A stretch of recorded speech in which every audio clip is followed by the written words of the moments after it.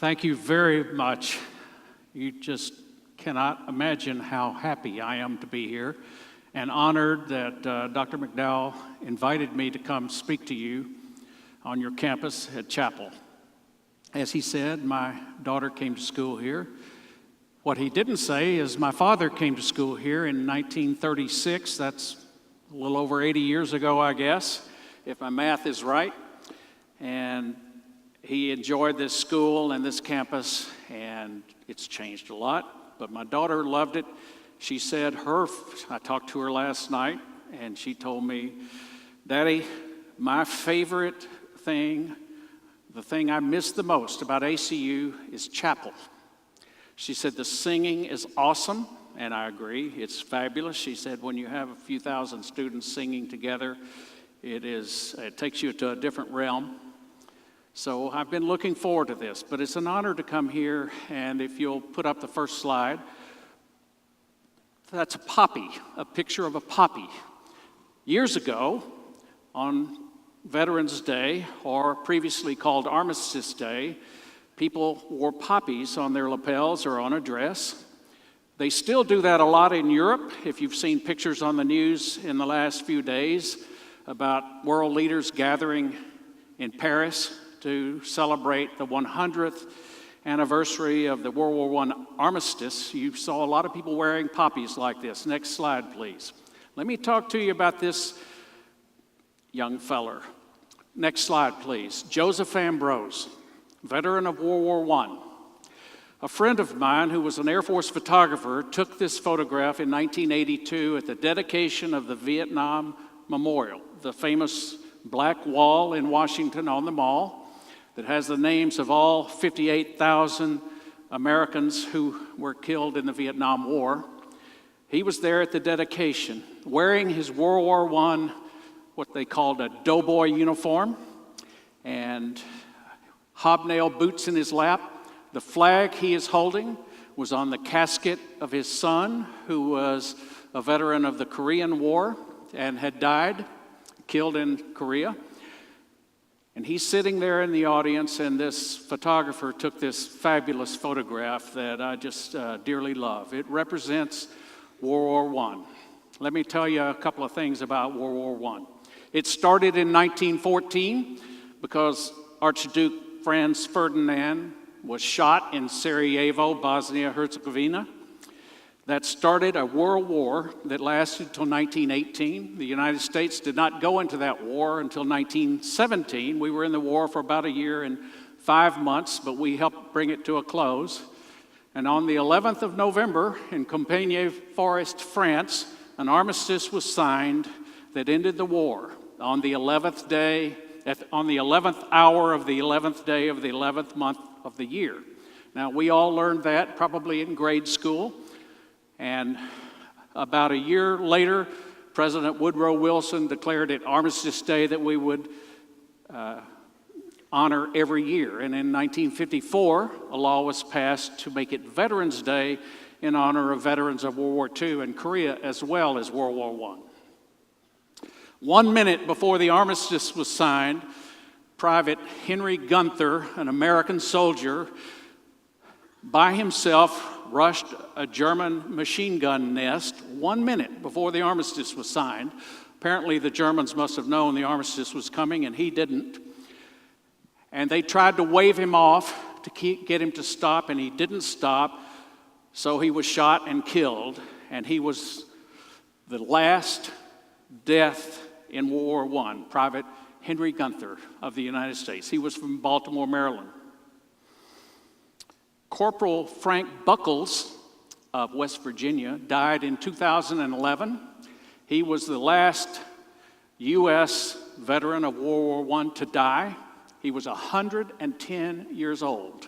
He's buried in Arlington National Cemetery, and he's the last verified living person, veteran of World War I from any country. So the armistice was signed, the war was over. Let me tell you a little bit about the war very quickly, and then we'll talk about another subject. It was a horrible war. 14 million people died in World War I. Just think about that. 14 million. The Battle of the Somme, S-O-M-M-E, river in France, the Battle of the Somme lasted 5 months and was responsible for 1 million soldiers' deaths. The U.S. was not in the war at that time, but the British, on the first day of that 5-month war, had over 19,000 of their soldiers killed on the first day of that 5-month battle. It was a horrible, horrible war. But we are here today, 100 years later, honoring veterans from all of our nation's wars, as we should, and thanking people for volunteering to go serve America around the world. So I want to thank you for wanting to honor veterans and inviting me to come speak about the war in a minute. Next slide, please. As I was preparing to go to Vietnam myself, my grandfather, who lived in my little hometown in Tennessee, told me I should read several verses of the 91st Psalm. And think about that, and that God would protect me. He had told his son that when his son went off as a lieutenant in World War II, and he told his other son who went off to war in Vietnam before I did. He will cover you with his feathers, and under his wings you'll find refuge. His faithfulness will be your shield and rampart. You will not fear the terror of night, and believe me, it can be terrifying, nor the arrow that flies by day, nor the pestilence that stalks in the darkness, nor the plague that destroys at midday. Next slide, please. 1,000 may fall at your side, 10,000 at your right hand, but it will not come near you. That still affects me. I think about it all the time. My grandfather gave me this passage. I had never read that to my knowledge before he told me about it, but it's still very meaningful to me, and it gives comfort to many who are serving in battle. Every time I was about to take off on a combat mission in Vietnam, as I'm sitting at the end of the runway in my single-seat airplane, about to be armed to take off to go do close air support missions for the Army, I closed my eyes and I said a prayer. And I was very lucky because I never was shot. My airplane never took a hit, and I don't know that anyone else in my squadron could say that about themselves. I don't know, but I think a lot of people were praying for me, and that God did take care of me and comfort me, thankfully. Next slide. So as I began to wind down for my career, as Scott mentioned, I went to Afghanistan several times as a somewhat senior officer to visit airmen, to see how they're doing, to thank them for what they were doing, and see what we could do better in preparing people to go. And I took a load of humanitarian aid with me that my wife had gathered up. It was only 40,000 pounds of stuff, and blankets and winter clothing, etc. And I went to a village, next slide please, to pass out some blankets. And next slide, this little girl broke through a line of boys. Those boys have all the priority there because that's their culture, which needs to change, and it will. She came up and begged me for some boots. She was wearing sandals. It was December and it was cold.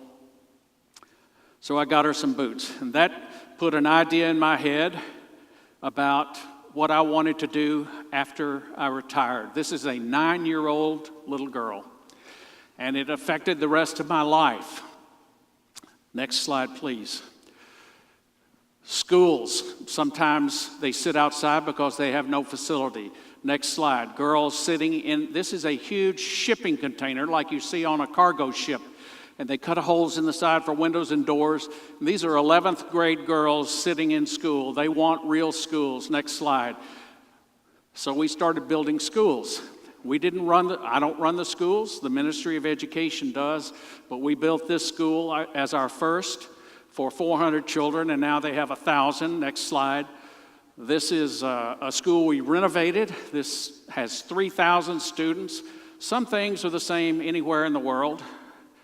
If you'll notice this photograph, I love this photograph. The building behind it, we renovated completely, put electricity in it. We fixed their bathrooms and painted it inside and out, fixed the roof, new windows and doors.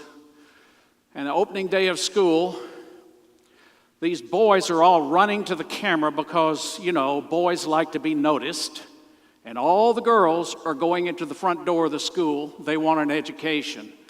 Some things are the same everywhere, I think. Next slide. This is a school we built. It started to be for 900 girls, and now it has 1,500 girls in that school. So we're proud of that work. And we have schools in refugee camps that we run and provide teachers for, etc. Next slide. We also send a lot of humanitarian aid, including these happy, beautiful little girls are smiling in their school because they've opened backpacks that were provided by Monterey Road Church of Christ youth group in Lubbock, Texas. They provided backpacks with school supplies for these girls, and we shipped them over there. Next slide. We gather humanitarian aid. These are big pallets, military pallets of aid that we are sending to Afghanistan. Next slide. We load it on big cargo airplanes, and it flies to Afghanistan free.